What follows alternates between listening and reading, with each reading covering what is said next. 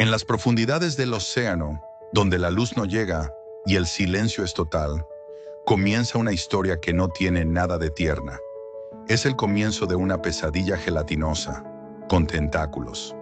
Aquí no hay cunas, ni canciones de cuna, solo un huevo, uno entre cientos de miles, y una muerte anunciada. La madre pulpo, tras depositar hasta 200.000 huevos, se queda quieta, sin comer, sin moverse, protegiéndolos hasta que eclosionan. Su instinto maternal es tan fuerte que muere de hambre por ellos. Un sacrificio poético y trágico. Pero el verdadero drama apenas comienza cuando los pequeños pulpos nacen. El bebé pulpo no tiene idea de nada. Nace solo. Su madre está muerta. Su padre también. No hay quien lo cuide, lo alimente o le diga: oye, esa sombra gigante con dientes afilados no es tu amigo. Su primera experiencia en la vida es flotar en el agua como una burbuja, completamente vulnerable. No tiene caparazón, no tiene espinas, no tiene fuerza. Es como una gomita flotante con ojos grandes. Es decir, un manjar, un sushi vivo para miles de criaturas marinas que patrullan el océano como aspiradoras hambrientas. Desde peces, cangrejos y camarones, hasta aves marinas. Todos lo quieren masticar. ¿Quieres una estadística deprimente? De cada 100.000 pulpos que nacen, apenas 1 o 2 llegan a la adultez. El resto termina triturado, tragado o desintegrado en su primera semana de vida. No es una infancia difícil, es una infancia que literalmente no existe. Y lo peor, los pequeños pulpos no tienen ninguna estrategia defensiva al principio. Solo flotan y esperan no ser vistos. Su vida es una mezcla entre ruleta rusa y escondite mortal. En su idioma tentacular, la palabra relajación no existe. Pero algo mágico ocurre si logra sobrevivir sus primeras semanas. Su cuerpo empieza a cambiar. Aprende a camuflarse. Su piel cambia de color y textura en milisegundos. Se convierte en un ninja submarino. Uno muy pequeño, pero bastante listo. Porque sí, el cerebro del pulpo es una obra maestra de la evolución. Con más de 500 millones de neuronas, repartidas entre su cabeza y sus 8 brazos, puede resolver problemas, recordar patrones y escapar de casi cualquier depredador. Al menos por un rato. La inteligencia del pulpo es tal que puede abrir frascos, aprender por observación y hasta usar herramientas. ¿Quién necesita escuela cuando puedes esconderte dentro de una cáscara de coco y engañar a un tiburón? Pero aunque sobreviva, la vida adulta del pulpo no es exactamente un paraíso. Vive solo, nunca forma grupos, no tiene familia ni pareja estable. Solo nada, caza, se esconde y espera. Porque el final siempre llega demasiado pronto. Los pulpos tienen una de las vidas más cortas del reino animal. Algunas especies viven apenas 1 año, otras con suerte 3. Es como si la naturaleza les dijera: ok, serás brillante, pero no por mucho tiempo. Y cuando llega el momento de reproducirse, el drama final comienza. El macho muere poco después del apareamiento. La hembra, una vez más, se dedica a cuidar sus huevos y deja de comer. Se queda en su cueva, viendo cómo la vida crece, mientras la suya se apaga. Es una historia cíclica de sacrificio, supervivencia y tragedia. Una vida que empieza mal, mejora con ingenio y termina sola, en silencio, como comenzó. Pero con una diferencia. Si ese pulpo logró vivir más de 1 año, ya es un héroe. Porque cada pulpo adulto que ves nadando no es un animal común. Es un sobreviviente de una masacre natural. Una criatura que venció las estadísticas, al océano y a la crueldad de su propio destino. Muchos científicos comparan la mente del pulpo con la de un extraterrestre. Y no es exageración. Su sistema nervioso está distribuido. Cada uno de sus tentáculos piensa por sí mismo. Es como tener 8 cerebros independientes colaborando en tiempo real. Sí, como si tus brazos discutieran con tu cabeza sobre qué hacer.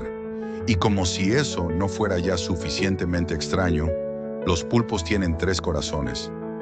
2 para bombear sangre a las branquias. Si quieren huir rápido, literalmente les da un microinfarto.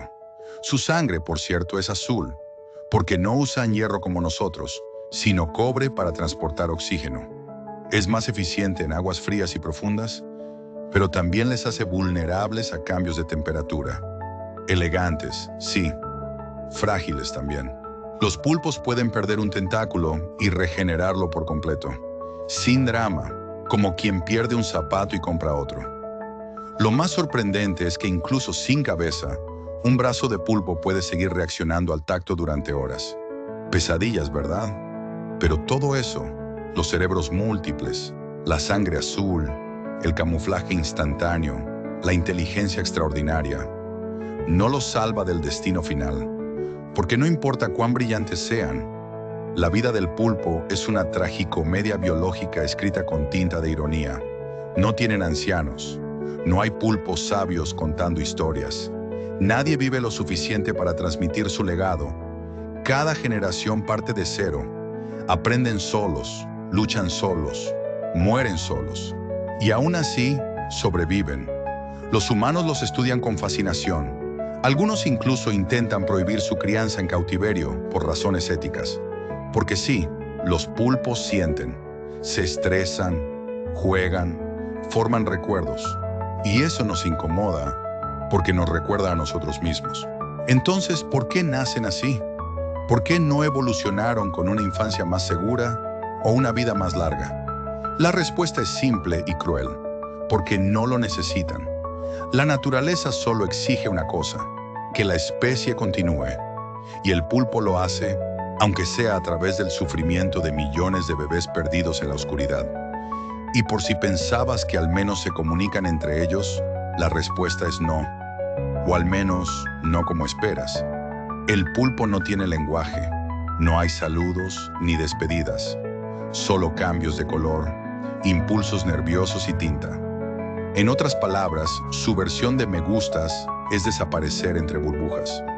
Además, su sistema de reproducción es el colmo del despropósito biológico.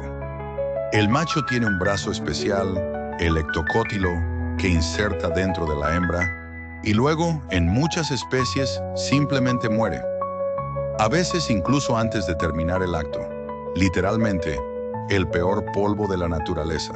La hembra, por su parte, se queda sola cuidando miles de huevos que ni siquiera verá eclosionar. Deja de comer. Su cuerpo se consume lentamente. Se pudre viva en una cueva, vigilando el futuro que no conocerá. Y todo por una camada de bebés que también morirán en su mayoría. Muy inspirador. Lo más triste es que no tienen forma de romper este ciclo. No evolucionan hacia una vida mejor. No hay revolución pulpera.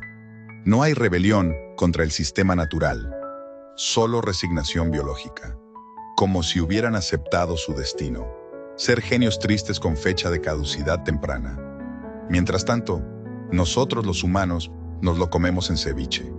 Lo estudiamos en acuarios. Le tomamos fotos cuando se camufla, sin saber que probablemente está aterrorizado. Y cuando por fin entendemos lo que siente, lo llamamos delicado o complejo. Pero igual nos lo servimos con limón. El océano no tiene piedad, no da segundas oportunidades. Y para un pulpo, cada día de vida es como pasar el juego más difícil del mundo. Sin tutorial, sin vidas extra, y con todos los enemigos activados desde el inicio. Aún así, siguen apareciendo, generación tras generación, como si el universo no pudiera resistirse a crear una criatura tan perfecta, solo para hacerla sufrir. ¿Poético? Sí. Cruel, también. Injusto, definitivamente. Y si alguna vez ves a un pulpo mirarte fijamente desde una roca, no es curiosidad.